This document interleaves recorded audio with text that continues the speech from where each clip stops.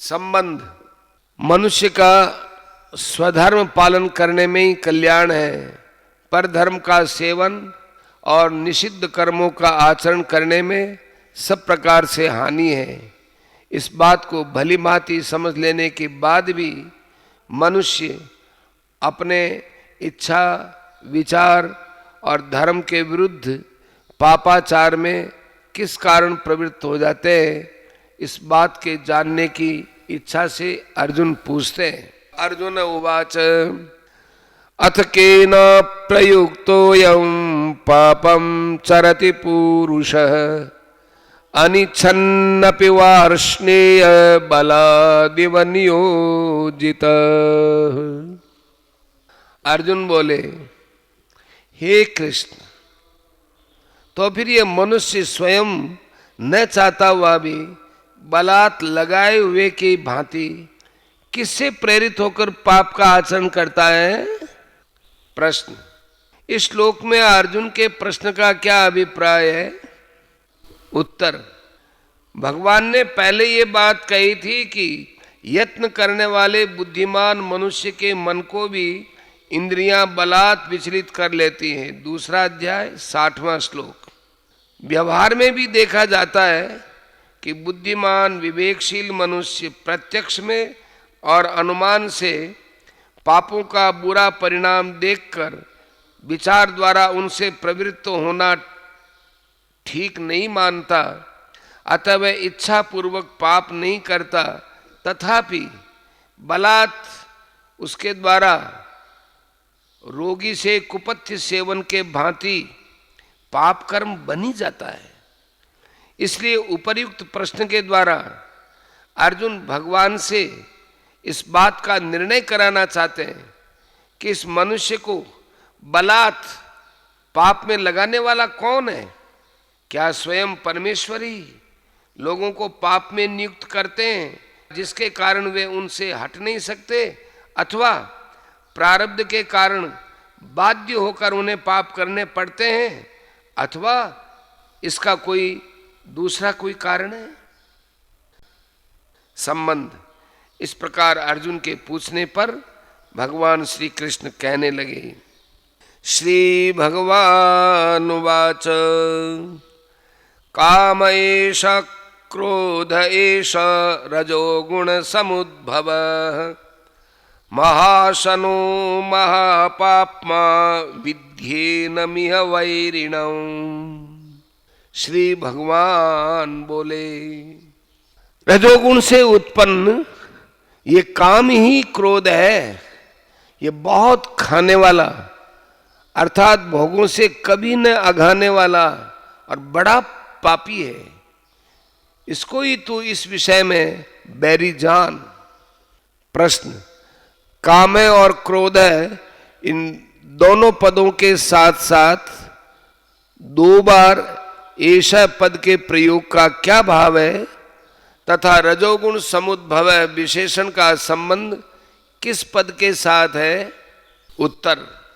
34वें श्लोक में ये बात कही गई थी कि प्रत्येक इंद्रिय के विषय में रहने वाले राग और द्वेष ही इस मनुष्य को लूटने वाले डाकू हैं।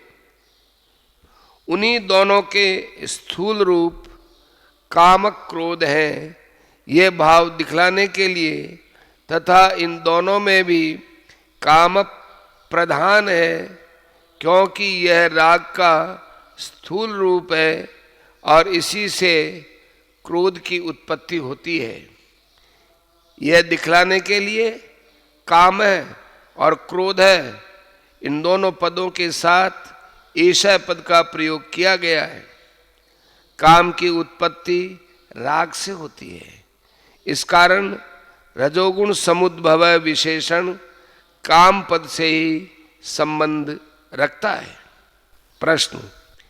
यदि काम और क्रोध दोनों ही मनुष्य के शत्रु हैं, तो फिर भगवान ने पहले दोनों के नाम लेकर फिर अकेले काम को ही शत्रु समझाने के लिए कैसे कहा? उत्तर। पहले बतलाया जा चुका है कि काम से ही क्रोध की उत्पत्ति होती है। अतः काम के नाश के साथ ही उसका नाश अपने आप ही हो जाता है।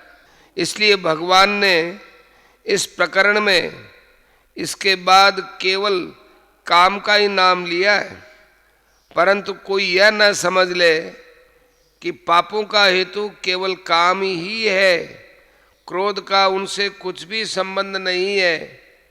इसलिए प्रकरण के आरंभ में काम के साथ क्रोध को भी गिना दिया है। प्रश्न, काम की उत्पत्ति रजोगुण से होती है या राग से होती है? उत्तर, रजोगुण से राग की वृद्धि होती है और राग से रजोगुण की होती है। अतः इन दोनों का एक ही स्वरूप माना गया है। इसलिए काम की उत्पत्ति के दोनों ही कारण हैं। प्रश्न, काम को महाशन है यानी बहुत खाने वाला कहने का क्या अभिप्राय है?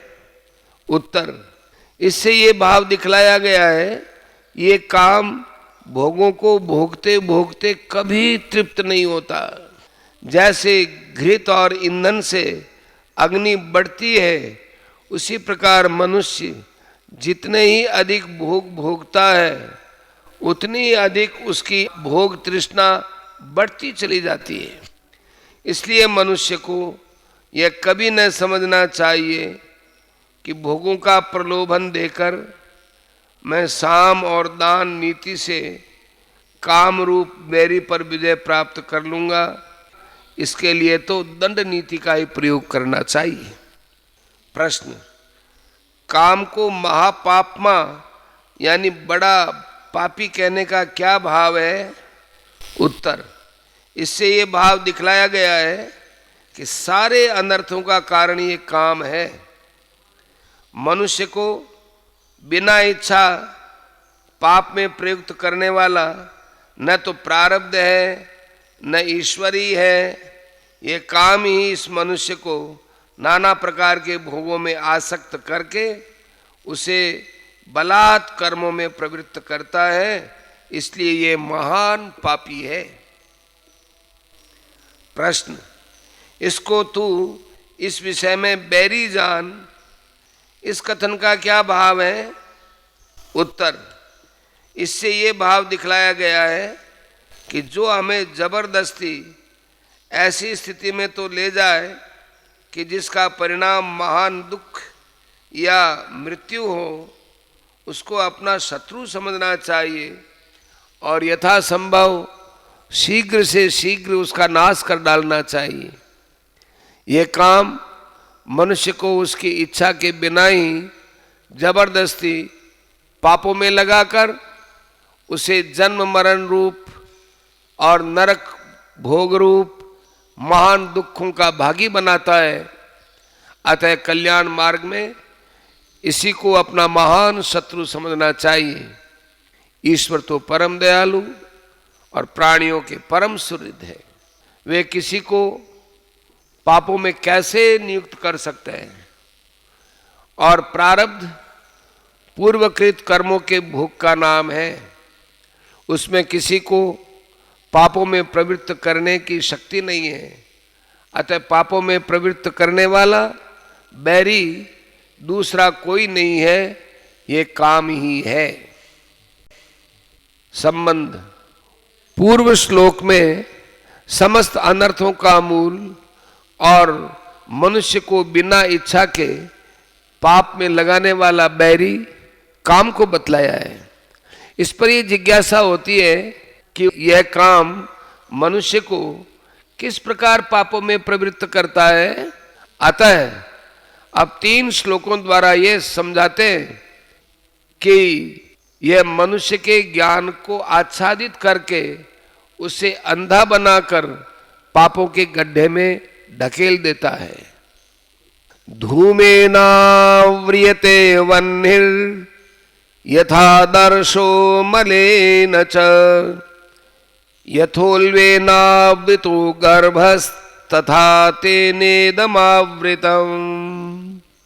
जिस प्रकार धुएं से अग्नि और मैल से दर्पण ढका जाता है तथा जिस प्रकार जेर से गर्भ ढका रहता है, वैसे ही उस काम के द्वारा ये ज्ञान ढका रहता है।